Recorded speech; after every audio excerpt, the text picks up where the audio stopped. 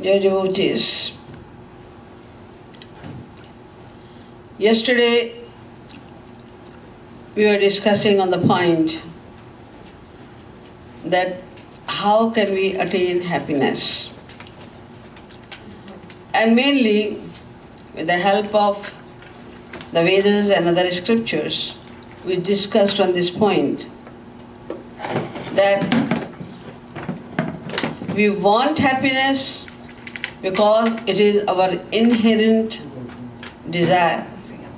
Because we are the part of God, and God is the embodiment of happiness. Being the part of God, it is our nature that we cannot live without happiness. So all the time, no matter what we do, sometimes we perform opposite actions. Like sometimes we like to laugh, sometimes we like to cry, sometimes we want to be quiet, sometimes we want to talk with someone, sometimes we want to be in crowd, sometimes we want to be alone. All these actions are opposites, but the aim behind each and every action is to attain happiness only.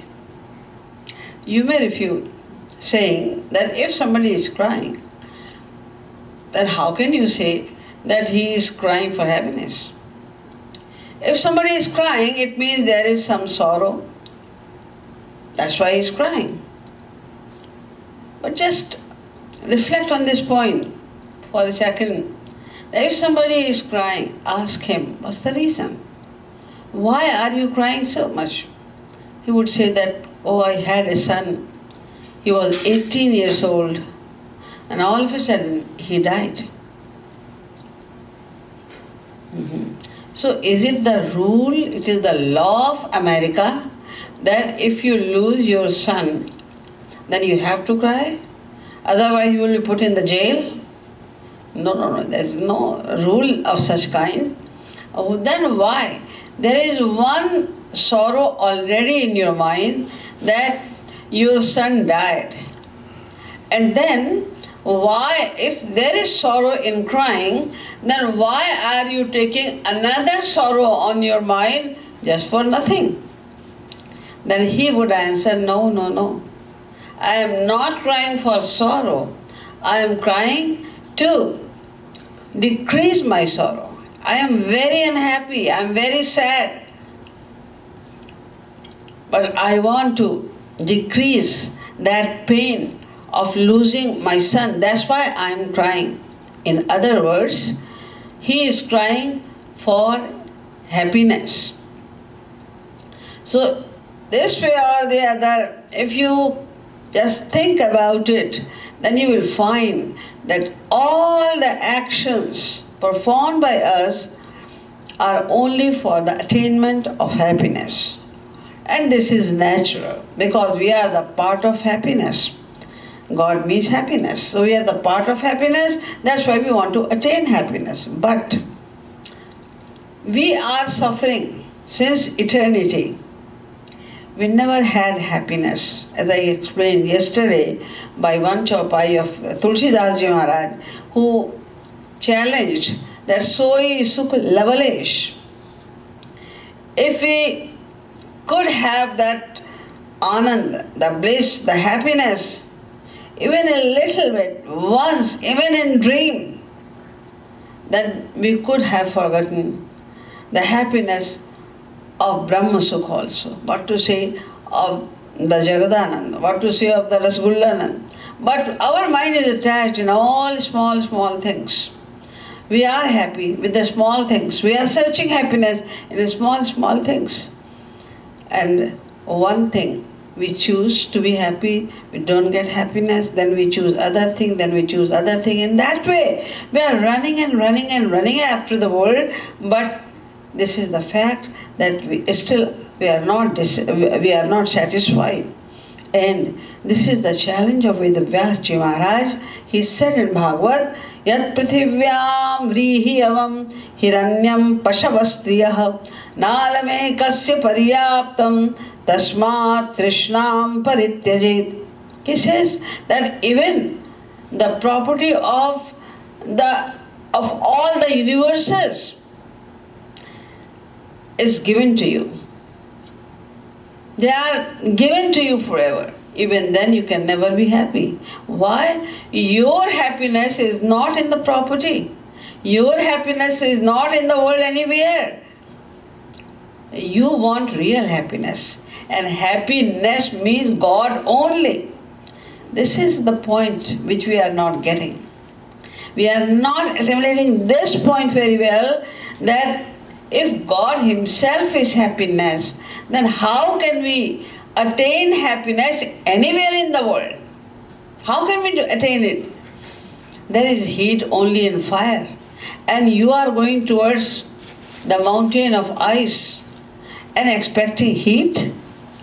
You are standing in front of a completely uneducated person and cringing for the knowledge of the Vedas.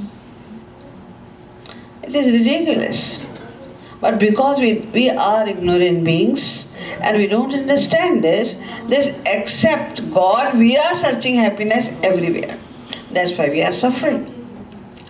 We are not going towards the happiness. That's why we are suffering. So I explained that our ignorance is of three kinds.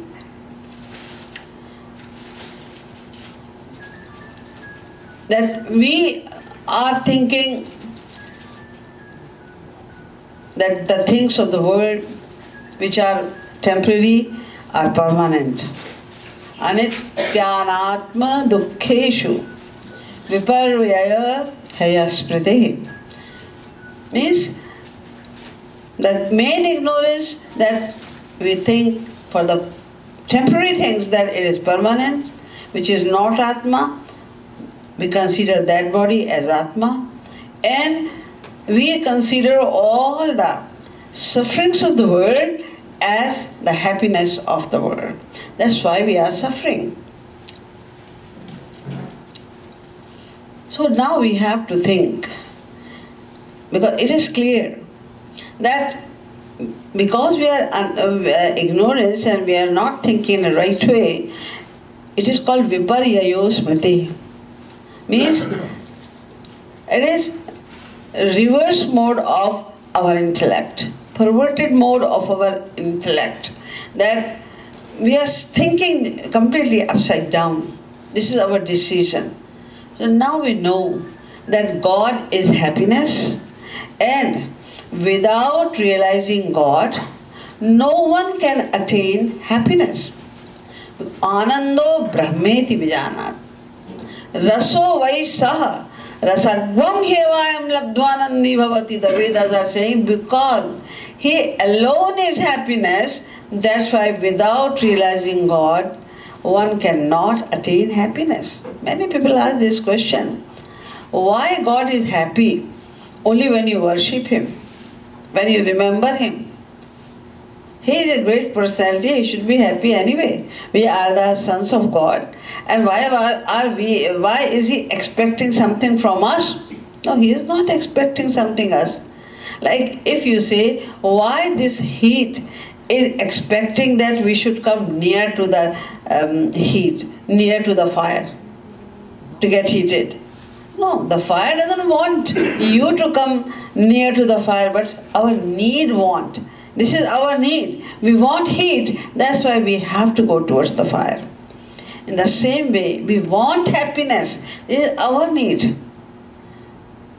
Our necessity, we cannot live without happiness. That's why we have to go towards God to attain happiness. When you go to God, then you don't have to request God that I want happiness. You reach God and you will automatically attain happiness. So what should we do? Because we are badly attached to this material world. And this attachment is so strong